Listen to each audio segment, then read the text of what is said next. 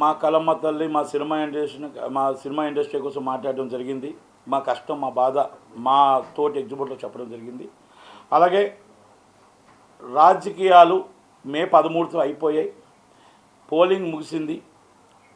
Voter ప్రతినిధి ఎవరైతే ఏ government వస్తుందో తెలియదు, కానీ ఓటర్ అనేది ఆ బూత్లో జూన్ 4 దాకా ఎవరికి వేసారో ఓటు మనకు తెలియదు. ఓన్లీ అవగాహనతో, అంచనాలతో, అక్కడ చూసిన దాంతో మనం చెప్పగలం తప్ప గెలుపు ఓటమి అనేది ఓన్లీ అంచనాలే. రేపు జూన్ 4న మనకు తెలుస్తుంది. ఎందుకంటే మనం అక్కడ వెళ్ళి ఆ గ్రౌండ్ రిపోర్ట్లో ఉన్నది మాత్రం మనం చెప్పగలం అంతే. అయితే నేను గ్రౌండ్ రిపోర్ట్లో ఇచ్చాపురం నుంచి అప్ టు పిఠాపురం దాకా గ్రౌండ్ రిపోర్ట్ అన్నీ చూసిన తర్వాత ఉత్తరాంధ్రలో మొత్తం టోటల్గా ఉత్తరాంధ్ర దాకా ముందు చెప్పుకొస్తాను. ఉత్తరాంధ్రలో కూటమి భారీ మెజార్టీతో గెలుస్తుంది. కూటమి అభ్యర్థులు ఎవరైతే మినిస్టర్లు అనుకొని ఉంటున్నారో మొత్తం రాష్ట్రంలో మినిస్టర్లు అందరూ ఓటమి పాలవుతారు. ఒక్కటి మాత్రం చెప్పగలుగుతాం, మెజార్టీతో కూటమి గవర్నమెంట్ ఫామ్ చేస్తుంది. ప్రజలు రాష్ట్రంలో ప్రపంచంలో ఎప్పుడైనా నేను 35 సంవత్సరాల చరిత్రలో ప్రజలు డబ్బులు పెట్టుకొని, ప్రజలు కార్లు వేసుకొని, ప్రజలు ఫ్లైట్లు వేసుకొని, ప్రజలు ప్రపంచంలో వచ్చిన ప్రజలందరూ కూడా ఆ జనభూమి అంటే మన మన మన గడ్డ మీద, మన భూమి మీద అభిమానంతో వచ్చి ఓటు వేసి స్వయంగా 70 లక్షల మంది రావడం అనేది కనివిని ఎరగని, ఎప్పుడూ చూడలేదు. తెల్లవారు 7 గంటలకు బూతుకాడికి వెళ్తే మొత్తం బారులు తీరారు జనం. ప్రతి ఒక్కరూ ఓటు వినియోగించుకోవాలని ఒక ఆలోచనతో వచ్చారు. అది ఎప్పుడు వస్తుందంటే, ఒక అధికార పక్షం మీద యాంటీ ఉంటే, ప్రతిపక్షానికి మనకు రాజధాని లేదు కాబట్టి ప్రతిపక్షం కావాలనుకుంటే, అధికార పక్షంతో మనం పడుతున్న బాధలు బట్టి, అలాంటప్పుడు మనకు ఓట్ల శాతం ఎప్పుడు పెరుగుతుంది.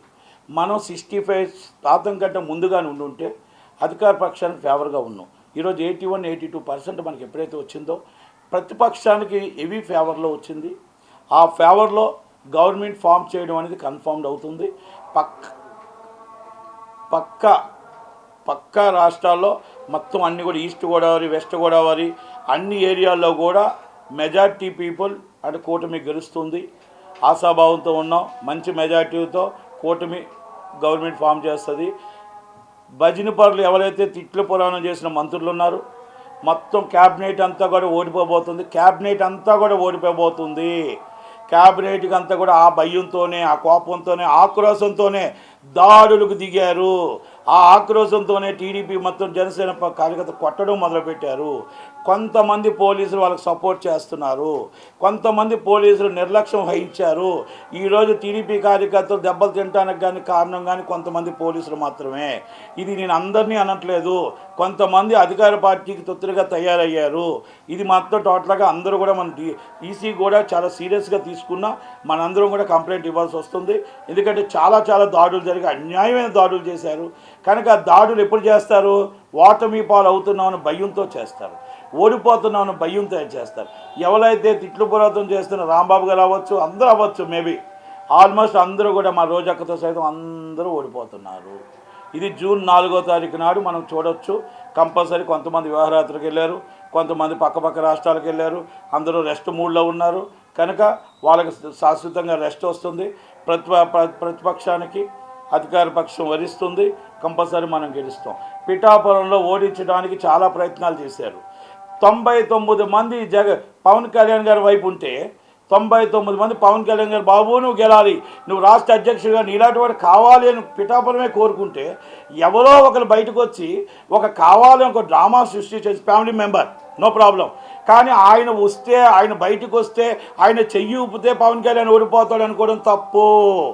అది అసంభవం. మీరు ఒక్కరు సపోర్ట్ చేస్తానో, మీరు ఒక్కరు ఓడిద్దాం అనుకుంటే ఓడిపోయేది అయితే కాదు. 99 మంది సపోర్ట్ ఉంది. ఆ 99 మంది ఆశీర్వాదంతో బంపర్ మెజార్టీతో గెలుస్తున్నారు. కనుక నేను ఇంకొకటి ఆయన విజ్ఞతగా వదిలేస్తున్నాం. ఆ సమయంలో 4 గంటల సమయంలో 1 గంటన్నర 2 గంటలకు విజయమ్మ గారి లెటర్ వచ్చింది. ఆ లెటర్ని ఆపడం కోసమా, లేకపోతే వైసీపీ డ్రామా ఆడిందా?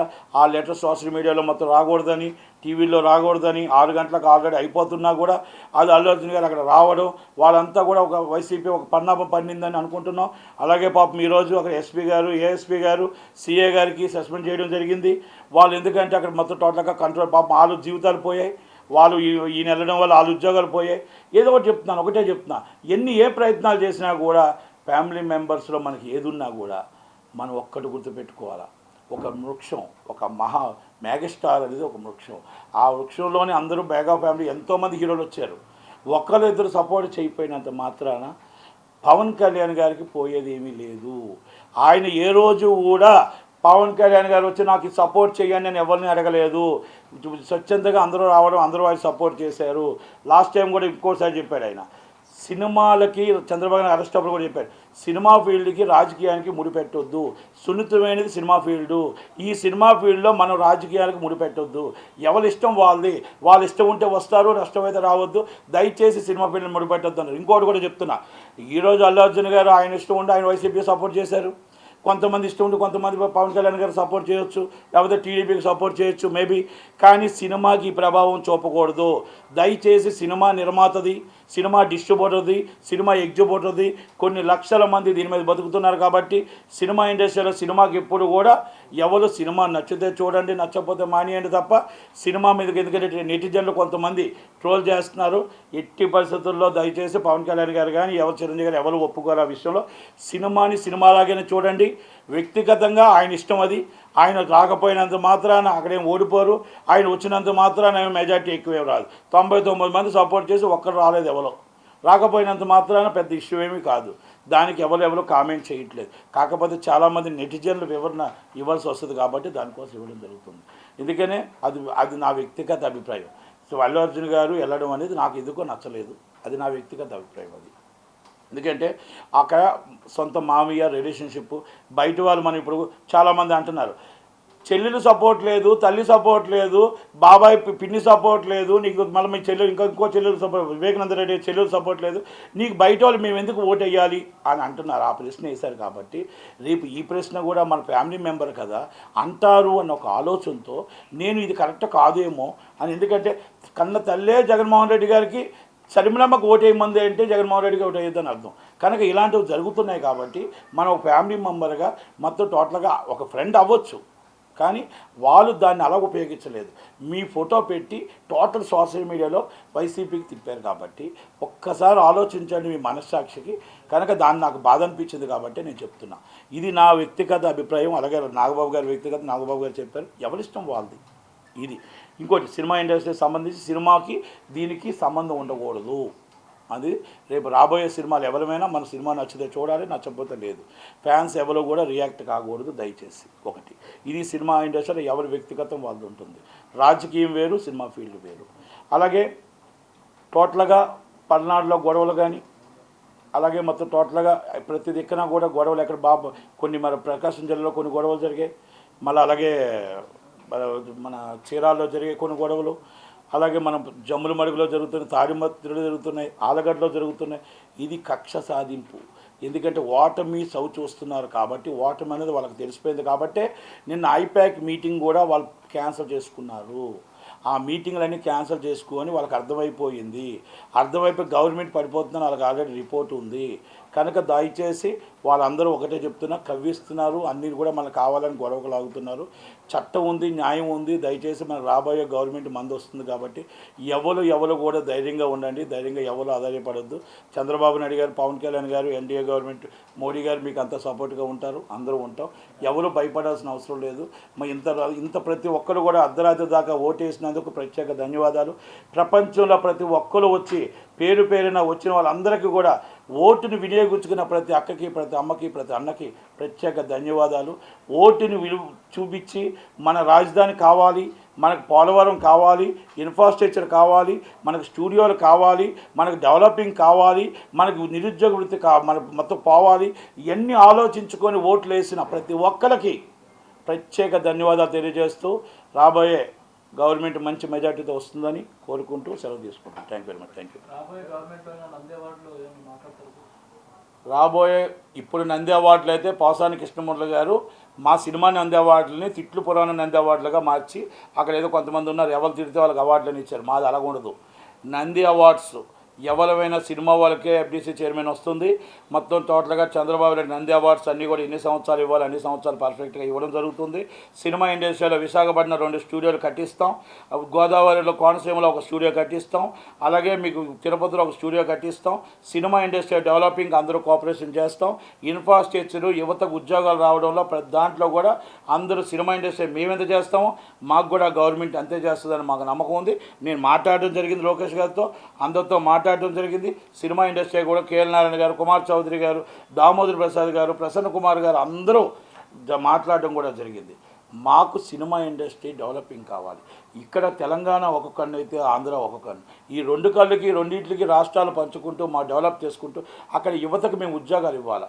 ఆ యువతకి ఉద్యోగాలు ఇవ్వాలి అంటే మొత్తం ఇన్ఫ్రాస్ట్రక్చర్ డెవలప్ అవ్వాలి.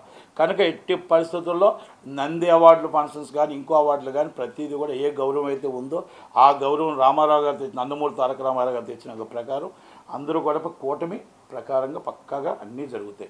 ఇలాంటివి చీప్ లిక్స్ చేసి పోసాని కృష్ణమూర్తిలాగా తిట్టిన వాళ్ళకి మేము అవార్డులు ఇస్తాం, లేకపోతే వీళ్ళకి అవార్డులు ఇస్తాం అని ఉండదు. మేము గన్మ్యాన్లు పెట్టుకొని తిరగం, మాకు గన్మ్యాన్లు అవసరం లేదు.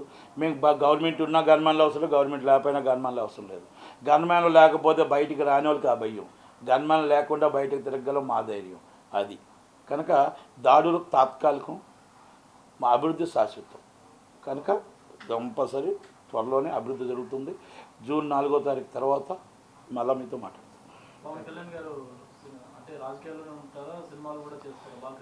రాజకీయాల్లో ఉంటూ క్యాబినెట్ పర్మిషన్ తీసుకొని సినిమాలు చేయడానికి సినిమాలు చేస్తారు, రాజకీయం చేస్తారు. రాజకీయం అనేది ఆయనకి ప్రజలను కాపాడడం అనేది ఒక బాధ్యత అయితే, ఆయన బతకడానికి, ఆయన నమ్మిన వాళ్ళు బతకడానికి ఆయనకి సినిమా అనేది జీవితం కాబట్టి ఆ సినిమాలో రెమ్యునేషన్ మాత్రమే తీసుకోగలడు. కాబట్టి ఆ రెమ్యునేషన్ తీసుకొని ఆయన కూడా డెవలప్ అవ్వాలి. కాబట్టి ఆయన మీద కొన్ని లక్షల మంది ఆధారపడి ఉన్నారు. కాబట్టి అది సినిమా ఇండస్ట్రీని కాపాడుకుంటూ, ఆయన క్యాబినెట్ని కాపాడుకుంటూ, మొత్తం టోటల్గా రాష్ట్ర ప్రజల్ని ఈ రాక్షస పాలన నుంచి కాపాడుకుంటూ జరిగిన అన్యాయాన్ని జరిగినవన్నీ కూడా డెవలపింగ్ ఎలా చేయాలని చంద్రబాబు గారితో చర్చించుకుంటూ ఆయన ఎన్డీఏ నరేంద్ర మోడీ గారితో చర్చిస్తూ ముందుకు వెళ్తారని మాత్రం చెప్పగలుగుతారు.